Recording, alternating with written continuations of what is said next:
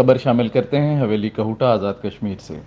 ہمارے bureau chief شیخ وحید اقبال کی report کے مطابق عوامی ایکشن کمیٹی حویلی کہوٹہ کی کال پر حویلی کہوٹہ سے قافلے مظفر آباد کی طرف روانہ ہوئے تھے۔ محمود گلی کے مقام سے پولیس نے عوامی ایکشن کمیٹی کے ممبران کو گرفتار کر لیا تھا، جن کی رہائی کے لیے آج انجمن تاجران سول سوسائٹی نے تھانہ سٹی کے سامنے احتجاجی مظاہرہ کیا۔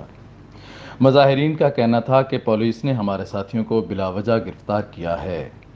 مظاہرین نے ایس پی حویلی سے مطالبہ کیا کہ ایڈوکیٹ شیخ مسعود، ایڈوکیٹ مظہر غفور فاروقی، ایڈوکیٹ جمیل راٹھور، ایڈوکیٹ خالد محمود چوہان اور دیگر ساتھیوں کو فی الفور رہا کرے۔ مظاہرین نے خبردار کیا کہ مطالبہ منظور نہ ہونے کی صورت میں امن عامہ کے حالات خراب ہونے کی تمام تر ذمہ داری انتظامیہ پر عائد ہوگی۔ طویل مذاکرات کے بعد عوامی ایکشن کمیٹی کے ممبران کو رہا کر دیا گیا۔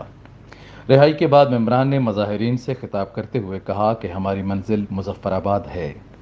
انجمن تاجران سول سوسائٹی نے کہا کہ ہم چٹان کی طرح عوامی ایکشن کمیٹی کے ممبر ایڈوکیٹ شیخ سہیل مسعود کے ساتھ کھڑے ہیں۔ جب تک ہمیں حقوق نہیں مل جاتے احتجاج جاری رہے گا۔ ان کا کہنا تھا کہ انوار سرکار کا خاتمہ ہمارا مشن ہے۔